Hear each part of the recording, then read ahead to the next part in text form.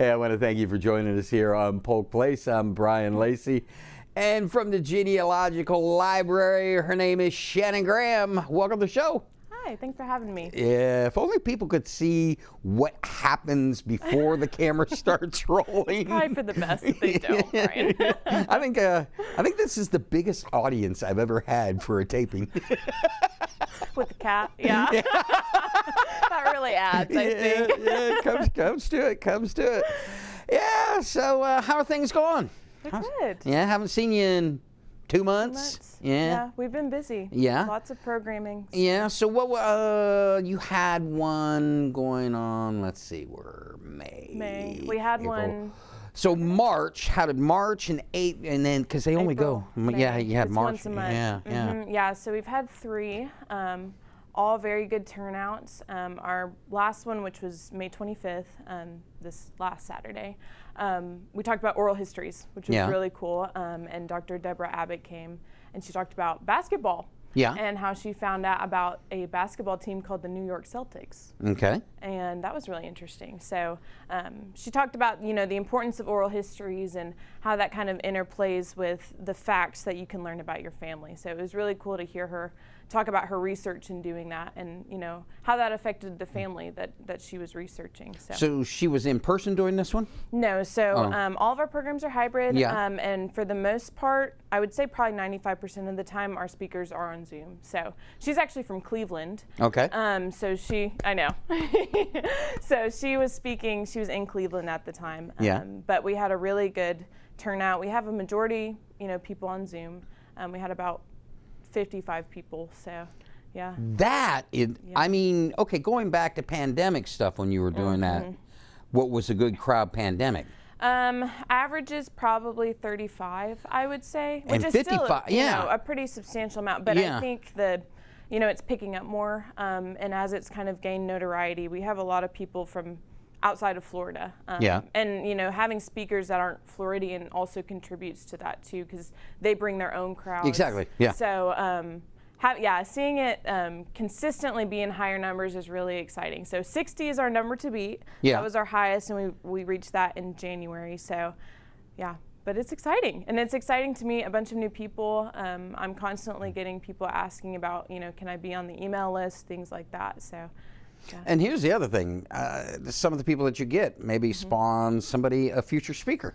Yeah, and that's the great thing is that the program can kind of run itself, in essence. The more we reach out to people, the more people get in touch with me. They know somebody who they're interested in potentially hearing, and so that gives me more leads for people to talk. So it's really great, and also people will connect with each other if they have questions about genealogy, and so it's great to kind of foster those relationships through the series. So in order to reach that number, the magic goal of 60, what's on the menu going forward? Who are some of the speakers going forward? So on June 29th, we're going to be talking about finding your German ancestors. So it's our first kind of European heritage-centric presentation that we've had this year. So Dr. Spencer is coming at 10 a.m. and because of renovations that Jamie talked about earlier, it should be still on because it is on Zoom. Yeah. It shouldn't be affected. So people just have to get the Zoom link from me and they'll be fine. But German ancestry, which is exciting. And then July 27th, we have Sherry Hudson coming, and she's going to be talking about how to get in contact with your relatives, your current living relatives, after doing your DNA test on Ancestry. So when you do DNA tests and you put it through Ancestry, it'll link you to potential relatives that have a similar DNA makeup that you have. And so she's talking about, okay, how do you get in contact with those people after you've done that DNA test and it says you're related. So I'm really excited about that. A lot of people have trouble figuring out how to contact their relatives that may not know they exist. So those are our upcoming for this summer, and I think it's going to be great programs. So going back to that German thing, and this is just a suggestion, I might suggest a menu, you know what I mean? If you're going to enjoy the German ancestry, let's go with perhaps a recipe to some good sauerkraut and a spätzle noodle and a good Weizen beer. Well, then you should just come. You can cater. You'll cater over Zoom. Yeah. right. You can just come where I am, and you'll cater. Yeah. Scooby-Doo look. Zoom. Yeah, exactly. Yeah, exactly. Yeah, I think there should be like, when you get into the nationalities, there should be a menu. You know, it's a requirement. Yeah, there's food also. So you had mentioned the Ancestry.com. Mm-hmm. I've always had questions. Okay. But I always get a new phone whenever the newest comes out. Yeah. And let's face it, I'm a one-trick pony. Whatever I learned on that Galaxy Ultra way back 10, whatever, I think we're on 24. I'm on 24 Ultra. Wow. I know basically what it did when it was 10. You know what I mean? Yeah. So technologically, I'm challenged. Okay. For those that might be the same way, but want to pursue what research or where they come from, how easy is the software? Run me through that on what it takes to do it. So we have two kind of websites that we use regularly for genealogy. So Ancestry.com is one of them, and Family Search is the other. Now there's one major difference between the two of those, and that difference is that Ancestry you have to pay for when you're at home. Family Search is free, so all of the resources there are free to access from your home. Now, with the genealogy library, you have access to Ancestry, so you can come in and it's based out of the library, so you can have all of those resources for free. Some differences, I guess, Ancestry is a lot easier as far as the searchability of it. So say you have an ancestor, Joe Smith, and you're searching him up. It's a lot easier to find them, I think, in Ancestry versus Family Search. And you can save things too. What if you don't know who your ancestors are other than perhaps your great-grandparents? I mean, is there a path to go down? How does that work? So I always recommend starting with your grandparents. So what you need for that is your grandfather's name, his date of birth, and his date of death, if that's applicable, and then your grandmother's name, both married and her maiden name, and her birth date and her death date, and where those things occurred. So where was your grandfather for a majority of his life, or where was he when he died, and the same with your grandmother. So once you have that information and you plug it into either Ancestry or Family Search, you work backwards, right? So it'll pull up, okay, your grandparents got married in this year. Here's your grandmother's maiden name, which a lot of the times, if you don't know a maiden name, it's easy to find it via marriage records. And so then you can choose. You can say, okay, I want to go with my grandfather's side or my grandmother's side. Okay. And it can get very complicated very quickly depending on how large your family is, or family history things. How many times was your grandmother married?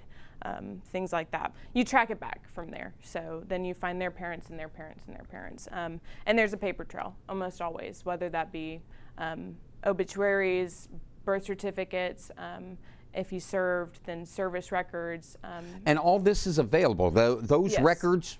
Yeah, so all of them are available depending. Right, there's a caveat to that, I can't guarantee, but a substantial amount of those are through Ancestry. And specifically for Polk County, we have all of those newspaper records. So that's a big draw, is you can come in and see, okay, where's the obituary of my relative? Or, were they in the paper for something? Did they have a business? Is that reported on in the paper? So things like that. So the nice thing about it is we have access to all those digital records on Ancestry and Family Search, but then we can substantiate that with the physical, right? So we have all of the physical archives and things that help as well. So as people go through this, I mean, I'm sitting here in amazement as you tell me this. Talk to me a little bit about their experiences. I mean, they've got to be blown away. I mean, how do you prepare yourself for this when you go, I don't even, because I'm amazed at the amount of records that are available. Yeah, so that's actually my favorite part, I think, of my job, is seeing the recognition and kind of the sense of place that people gain when understanding where they come from. So I don't know how to prepare yourself. Being open to it. Because you find some things sometimes that you're like, oh, I'm I'm taken aback by that, or that's not how that story went, you know, when it was told to me. So, but I think the most important thing is you know, taking the initiative to find those things, because they're out there. Yeah. You just have to search hard for them. And so that's what we're there for. You know what I mean? Is we're there to help people figure out, okay, where's that missing puzzle piece that I need? Or what's that next step? Or where do I start, you know? And so, yeah, that's a great part of my job, is kind of helping people find that. And also just in our regular collections, I mean, the yearbooks that we have are a real hit amongst people. And people love being nostalgic over those yearbooks and flipping through them and, you know, seeing all the memories, you know, that are there and that are recorded. So our regular collections, regardless of whether or not you're doing genealogy, if you're just doing history research, we have a lot of collections of that too. So. Got about a minute left. Reiterate the dates that you guys are going to be closed over there, Yes. and then hit us back up with the speaker series for the next month or two. Yeah. 2 months, Yeah. 3, if you've got it. Yeah, so we'll be closed June 7th to the 25th. And for the speaker series, June 29th, 10 a.m., it'll be on Zoom. And then July 27th. And then I'll give you dates for August next time. All right, well, come back and see me. Yes. All right. You know, you might just see me over there. Not from June 7th to June No, 25th. I mean, you can stare through the window, but I can just see me bringing a kiddie pool in. They said it was going to be hot. I want to do my research. Yeah. Yeah, do that. All right, come back and see me, will you please? I will. All right. The Polk County Historical and Genealogical Library is a non-circulatory Polk County library, meaning visitors can utilize the books on the shelves, but they cannot be checked out, and they cannot leave the building. Now, items in their special collection and or archives can be accessed with the help of staff members. Now, they're located on the second floor of the Polk County History Center. It's one of the largest facilities of its type in the area, with more than 40,000 items in their collection. Located at 100 East Main Street in Bartow, History Center is open 9 to 5, Tuesday through Saturday. Need more information about anything Genealogical Library? Check them out on the web at polkhistorycenter.org, or give them a call, 863-534-4604.